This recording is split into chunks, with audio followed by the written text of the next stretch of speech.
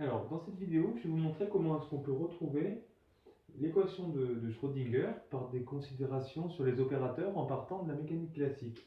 Donc, première idée déjà, c'est une vidéo qui s'adresse à un public un peu varié, même en prépa ou en fin de terminale, on peut arriver en faisant des lectures, à comprendre ça.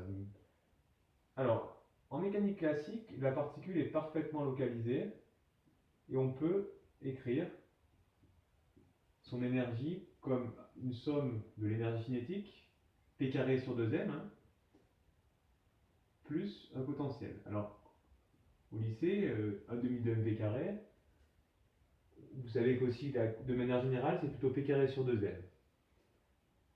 Du coup, c'est un cas particulier, 1 demi de mv carré. Ici, si vous remplacez, on peut retrouver que ça marche. En mécanique quantique, alors là, on est dans un cadre non relativiste.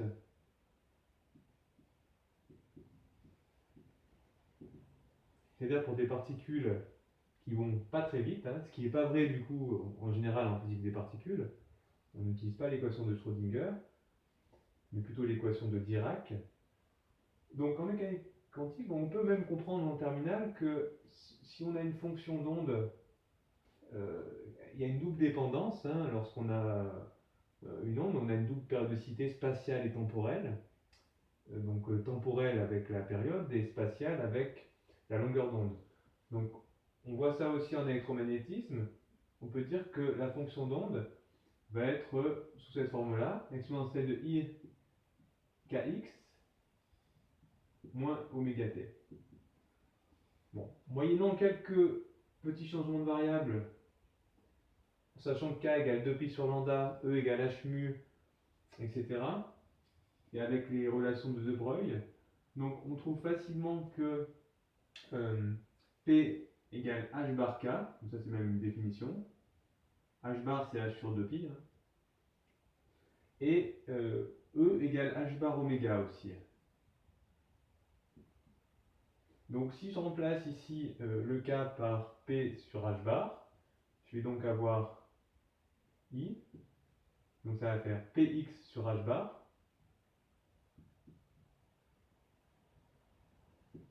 moins, donc oméga ça va être E sur h bar, moins ET sur h bar. Donc si je sors le h bar, j'aurai donc une fonction d'onde qui sera du style, donc pour justifier l'homogénéité, hein, donc I sur h bar,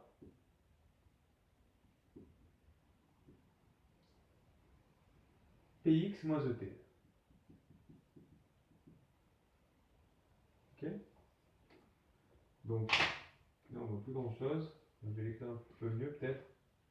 Donc, je vais même faire ça. Je vais mettre le h bar ici.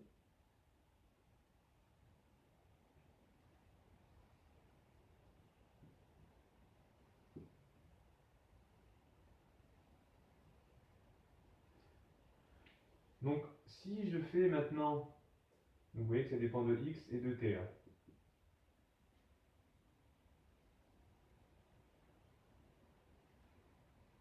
Donc si je fais dφ sur dx, on a une dimension ici.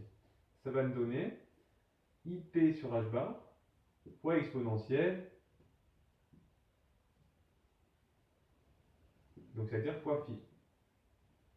Donc ça veut dire que phi va être égal à, donc si j'inverse tout ça, ça fait h bar sur i,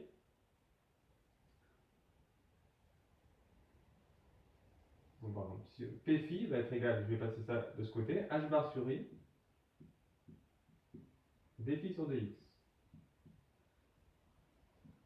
Donc 1 sur i, ça fait moins i, donc ça fait moins i h bar dφ sur dx.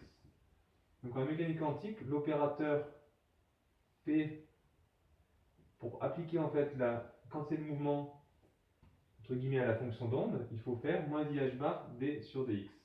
Donc on peut dire que l'opérateur P, c'est moins i h bar d sur dx. À 3 dimensions, on peut aisément remplacer ça par un gradient.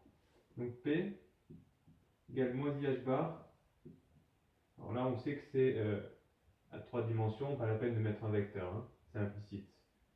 Avec, ça donne ça, hein.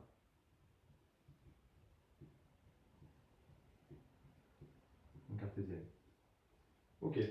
Ensuite, si on fait la même chose avec le temps, on a donc dφ sur dt qui va être égal à, donc je vais sortir pareil le moins e, ça fait moins IE sur h bar fois phi. Donc l'énergie, donc E phi, c'est donc égal, là je vais passer ça de ce côté aussi, ça fait moins h bar sur I fois dφ sur dt. Donc pareil, 1 sur I ça fait moins I, donc je peux faire plus IH bar dφ sur dt. Donc pour avoir l'énergie, je substitue par IH bar, pas vraiment égal, hein, d sur dt. Maintenant, si je remplace dans cette équation, je vais donc obtenir donc l'énergie, ça fait IH bar d sur dt est égal à, donc je vais laisser avec le phi, on verra après, allez. Je vais mettre que avec les opérateurs, est égal à p carré, c'est-à-dire ici, à 3 dimensions, ça fait donc moins IH bar au carré, donc sur 2m, plus v. Si je rendre un peu ça, ça me donne donc IH bar dφ sur dt, qui est égal à, donc là ça fait I carré, ça fait moins 1, moins h bar carré,